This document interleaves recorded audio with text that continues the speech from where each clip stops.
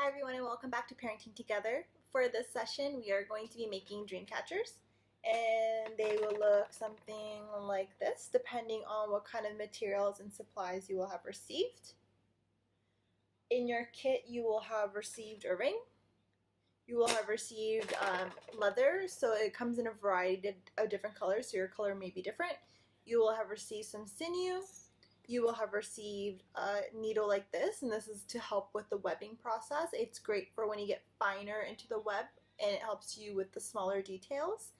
You will have also received a variety of different kind of like stones and beads. So we do have some precious stones included. So like this is jade. I think this is howlite right here, howlite. And then things like some glass pony beads or some crow beads, and even things like shells. So your kit again will vary. The colors that we have sent will be dependent on what we had put together. And then you will have also received some feathers like this to also include. So you don't have to use all the supplies that we've sent. We just want to give you some options to add in what you would like at the time. So to get started, what we're going to do is we're going to take our ring. We're going to take our leather and we're going to start to wrap the ring. So for some people, they like to use as much natural materials as possible, and for others, they might use some other things. So depending on what your preferences and your style is, when you're starting off the ring, if you have a glue gun at home, you can glue down this piece here and make it secure and then start wrapping around. I am just going to make a knot with my leather, like so, and I'm going to leave it slightly longer because on the end I will connect them and then make a bit of a tie so that it can hang. So that's going to be the start of mine. I'm going to get nice and tight, and I'm going to actually double knot that to make sure it stays in place. Alright, so now comes the wrapping part. So I find it easier to keep the end a little bit bunched up while you're wrapping, and you're just going to begin going around your ring, wrapping it around the hoop as you go. And as you're doing this, you want to keep it tight, and at the same time you want to try to make sure there's going to be no gaps as you're going along. So you're going to keep doing this, wrapping it around until you've completely wrapped the entire ring. So you're going to do that, and it might take you about 10, 15, 20 minutes, however long it takes, and we'll get started on the webbing next. Okay, so I'm a little bit further along in my ring now, and I just want to give you a little tip in case you haven't, or in case you're having a little bit of trouble with the wrapping part if you didn't glue down the first part. If you have made a little bit like of a tip here like this, it's great because you can hold on to it as you're wrapping to kind of help keep it from unraveling, and then you can keep working as long as you keep holding this place down. And if for some reason you let go, and you start to notice it loosens up a little bit, all you need to do is start twisting it in those places and it'll start to tighten back up again. And then also just pushing it together to help fill in any of those gaps. Just like so, and then you're going to continue to wrap. So just keep going. Again, take your time. There's not a set amount of time that this should take. It's really up to the individual. Some people have a lot of experience and it doesn't take them very long, and other people might just be starting out, and then you might find that it takes you a bit of time to do. So if you're doing this while you're watching a TV show or while you're watching your child play, whatever is going to work for you. So take your time and it's okay. Alright, so now we are back, and I am just at the very end of wrapping my ring now. So I'm just at this part here where there's a little gap left, so I'm going to wrap it around one more time to fill the gap. And then I am going to use this piece here that I already had to make a knot to connect both sides together. So I'm going to knot these together. I'm just going to wrap around one more time just to make sure I have all the metal part covered and you can't see it.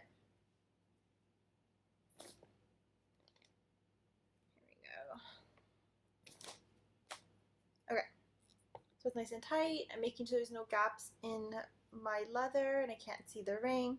So now I'm going to make a knot and connect these two sides together. Perfect. And I'm going to double knot it to make sure it's nice and secure. Just like so. And now I'm going to connect the tops here. But first I'm going to snip off my excess leather.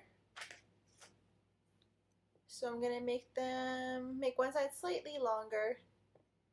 So you, at this point, you can do kind of how you feel like wherever you're going to be putting it in your home, or if you're gifting it, wherever you think it might go, how long of this piece you're going to need. I did something like this, so it's a little uneven, but it's fine, and I'm going to just knot it together by evening up the tops and creating a nice little knot.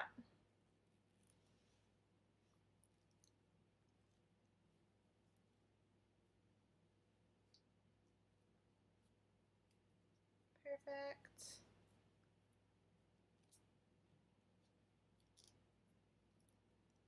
So I'm just tightening it right now. Nice. So that is my hoop. So that part's done. So now what we're going to do is we're going to move on to doing the webbing part. So again, if you receive this kit, you will have received in your green folder a sheet that also kind of has like an outline of how to do the webbing portion. This part can be a little bit trickier for some people if you haven't done it before. So again, you would have received some sinew. This is artificial sinew, so it's not made from the actual stuff. And if you watch the baby moccasin video, you'll know that traditionally sinew is made from like the ligaments and tendons of animals, and it was like dried out, and that's what was used instead of this. But this is an artificial one, so this isn't real.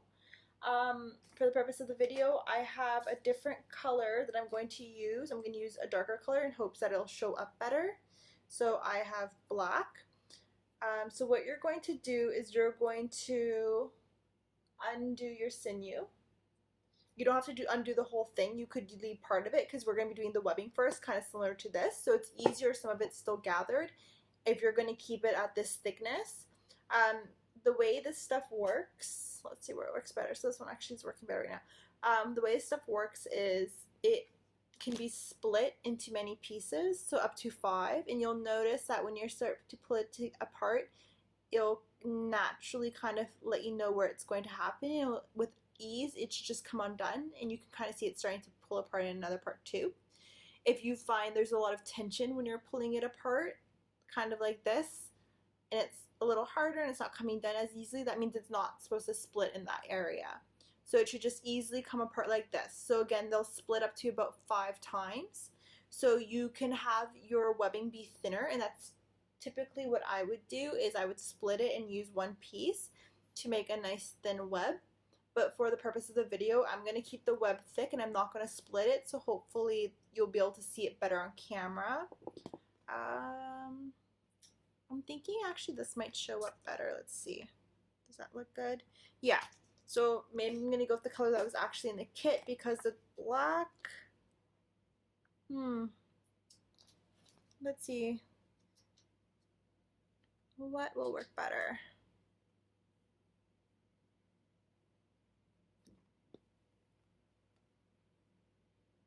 Oh, I think it's the black. So we're going to use black in this video just to make sure it shows up pretty good.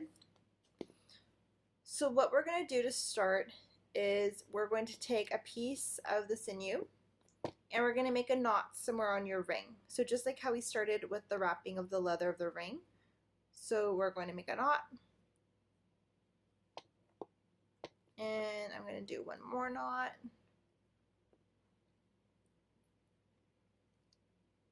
To make it nice and secure. And now what we're going to do is we're going to start doing the outside part. So for some people, depending on the nation you come from or what teachings you have learned, some people will do 8 sections on the top, like 8 legs of a spider. Or some people might do 7 for, you know, like the 7 grandfather teachings or the 7 directions. A knowledge keeper once shared with me that like a spider's web, each one is unique to its own. It's it's imperfectly perfect. They're all different, so you can really do it however you please or what you think is going to look better. So I'm just going to kind of make I'm not sure how many sides I'm going to have to it quite yet, but I'm just going to go and kind of see how I'm just feeling in that moment. So to start, you're going to take your sinew, you're going to bring it to one part of the dream catcher hoop, and then you are going to bring it over like so. And now your sinew is going to be under the dream catcher. You now have this like little space here. You're going to take the extra sinew material in between that gap, and you're going to pull it through, and you're going to give it a nice little tug, and that's going to give you that first little section there. So I'll show you that again. So you are going to take the sinew, you're going to bring it over into one of the sides of the hoop again. You're going to bring all the sinew around it, so we go like this and it comes around, and then all the sinew you're going to pull through the little gap that you've created here with that new little piece,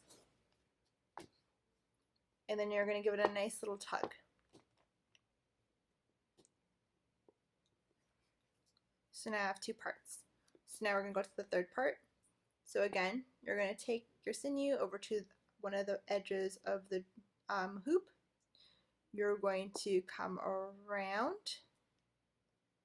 and then all the sinew you have, you're going to pull through this gap again. So I'm going to pull it through here.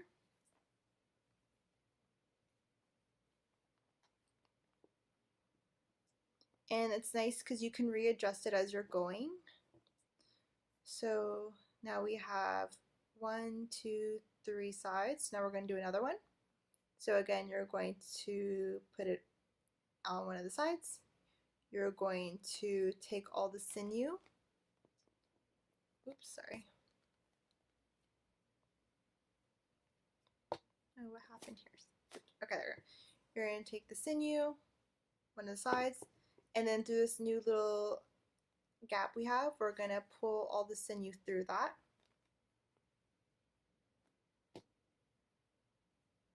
Just like so. So again, to an edge. Sinew is going to be under the hoop now. We're going to reach through the little gap we just created and pull it through.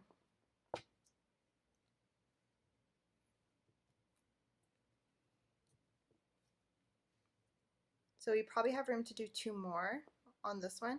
So we're going to go over to one of the sides of the hoop. You're going to come under, and through this little gap here, you're going to pull all the sinew right through it. And then give it a nice little tug. And this is going to be our final one on this one. We're going to connect it here to here. Again, you can make as many of these little loops at the beginning as you'd want. It's up to you, so you could do less or a little bit more. This is how many I'm able to fit on this one, so this is where we're going to end off with this guy. Alright, and then I'm going to give it a nice little tug. So there we go. So I've created all my sides on my dream catcher so far. So let's see if I can bring the camera a little bit higher up. Okay. So if you're able to see, you can see I have 1, 2, 3, 4, 5, 6, 7 different sides. So that's just how that part turned out. So now what we're going to do is we're going to move on to the second row, and this part is really repetitive if you're going to be doing it all the way through. The one thing I will mention as you're going through it, you can add on some of your precious stones or beads we had sent you or shells. You can start weaving them in when you're feeling comfortable. So there will be parts when you're doing it where you're like, oh, this would look nice here. So then you would just add it in, and you can do it in whatever fashion you would like. So you can add a lot, you can add a little, you could add none. So on one that I've done previously, you can see here I've added most of them just into the center of my dream catcher. So you can see in this dream catcher here, let's see if we can get it at a better view. There we go. I have a hole here. So again, depending on the teachings you've received from others or what you do when you make your dream catchers, some have the little holes in it and some don't. Some of them are like tightly knit and put together. The teaching I received around that was, although like you want to kind of have good dreams. Some, if like having it tightly webbed, you're not letting any of those good dreams come through, so it kind of gives it a little pathway for it to still come through when you're having those dreams. And then again, there's the teaching of it just being fully closed all the way through. So it really just depends on your preference or what you have learned. So there's no wrong way, again, to do this. So we're going to get started now, and we're going to start doing this portion here, the webbing. Again, if you have a little bit of difficulty with the fine thread, or if you have a little bit of difficulty with vision, using the needle we've provided could be pretty helpful. So you should have gotten one of these, but if you haven't, alternatively, if you also had received the Baby Mock kit, you could use the Glover needle. Just keep in mind it's sharp, so be careful when you're using it to do the webbing portion that you don't accidentally poke yourself. So let's come back down here. Okay, so the next portion that we're going to do is we're going to start doing the rest of the webbing. Again, it's very repetitive, and you're just going to be doing the same thing over and over. So now what we're going to do is, it's pretty much the same as what we were doing up here, but instead we're going to be wrapping it into the center of each one of these new little pieces we've created. So you would take your sinew to the middle of the piece next to it. You're going to put your sinew through it, and then you're going to pull it like so. And now I've created a new little piece here. So again, you're going to take the sinew, you're going to meet it in the middle of this next little piece we have here, and you're going to see that now we've created a little loop here. We're going to take the sinew, you're going to go through that little loop we've just created, and then you just pull it around like so.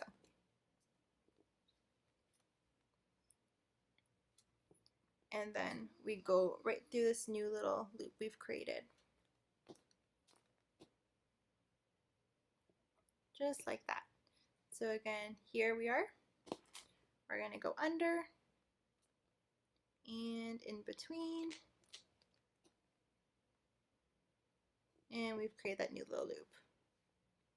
So we're going to go here in between the new section, under, and then up again.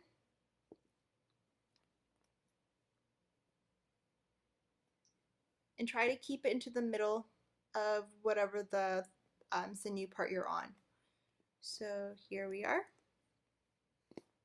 So we're going to put that in and pull it through.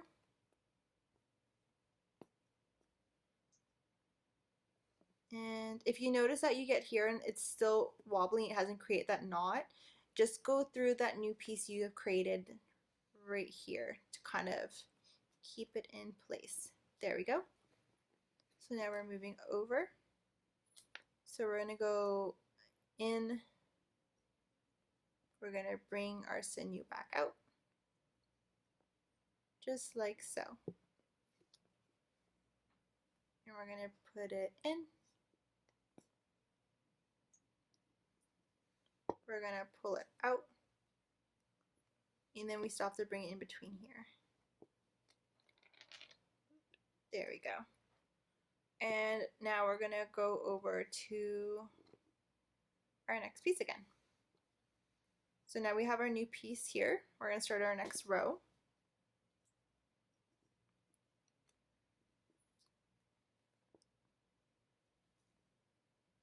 Just like so.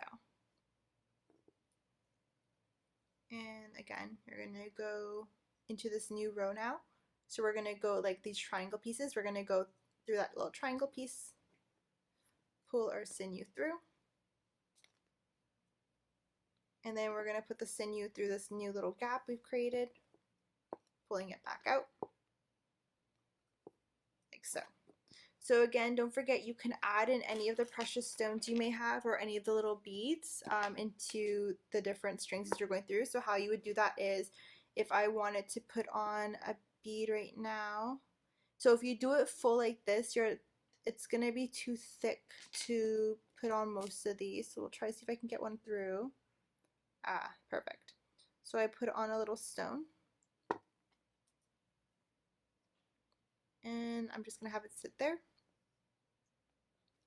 And then I'm going to continue on my webbing as I was doing it before. So you're just going to keep putting them in different places as you're going through this. So again, I have this new like triangle. I am going to take my sinew. I'm going to put it through that triangle. And then as you're pulling it through, you can kind of see you've created another triangle here. This is where you're pulling it through. Just like so. So there we go. So I'm going to take my sinew again. And you're going to keep doing this all the way through until you get to the very middle. So let's come back when we get closer to that part. Alright, so we're back now and you can see I'm getting closer to the center of my web. This part, once it starts getting smaller, it can get a little bit trickier. So this would be where you could start using your needle if you wanted to. And it's kind of the same process. So I would be going to the next triangle shape I have, which is right here. And then I'm just going to be pulling it through like so, and then bring it back out. And you can see I've added in a few more pieces along the way. So now we're going to the next triangle piece again, going under, and then bringing your needle right back out.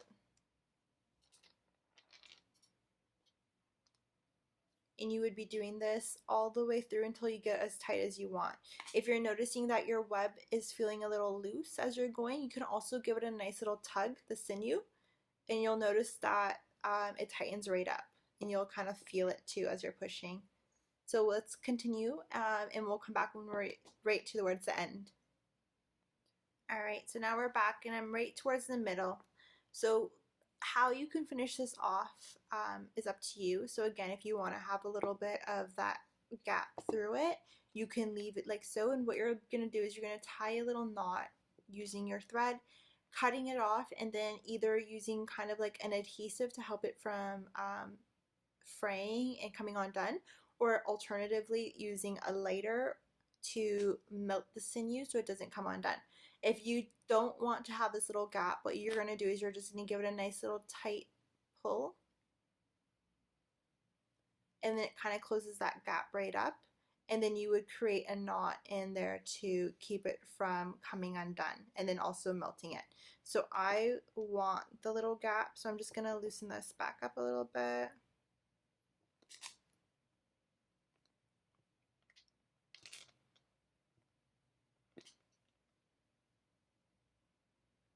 There we go.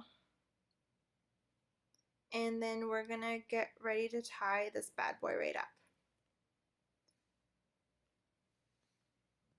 So I'm just gonna create a knot so I can just go around one of the little pieces where my sinew is already coming out of, creating a nice little knot and pulling it through. So now I have this, and I'm gonna give it a nice little tug, just like so. So now I've created myself a nice little knot, and I'm going to cut off my excess sinew. So you could do a double knot if you want, just to make sure that it's not going to come undone. And I'm going to give it a nice little snip right here. And then you would use a lighter, again, if you have a moment, and you can cinch this part right here so it doesn't come undone, and it'll keep your knot nice and secure. Or add a little adhesive if you cut it close enough to the knot, and let it dry so that it doesn't come undone. So here is my dream catcher so far. So the last part you can do, and this part again is up to you and your preference. You don't have to use all the materials we had sent you, but if you have leather left over, which you should, we sent enough that you should have some leather left, you can use this to create the fringe just like I did on this one here. So you would kind of measure it how you would want it to be, like the lengthwise, and where you would like to place it. So if I wanted to put it in the center right here, then I can kind of see how long I would like it to be. I would double it up there, and then I would cut off the extra piece here. So let's do that now. And to keep it in place, I'm going to create a knot right here.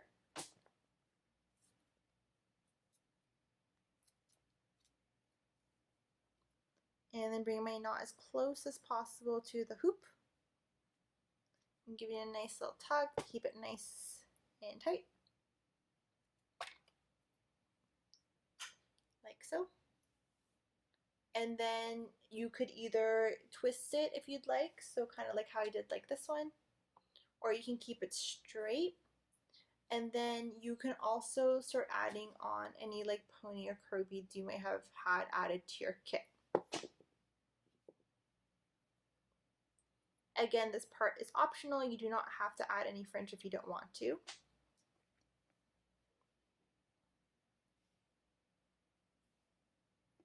And to keep it in place, you can create knots on the end so they stay on, or alternatively, if you have a glue gun or an adhesive, to stick in so it sits in between the bead and let it dry so it doesn't come down. So I could put mine like that, and I'm actually just going to knot the ends of both of these so it stays.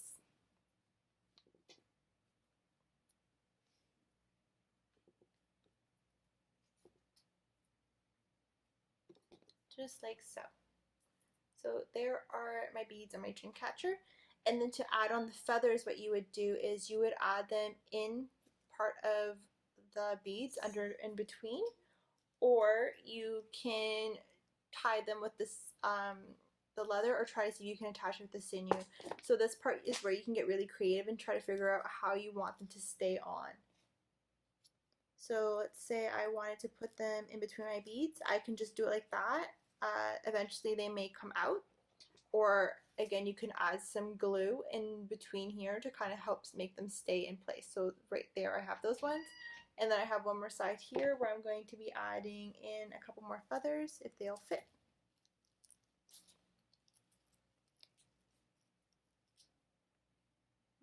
These ones won't. So let's see if I can add some of these smaller ones then.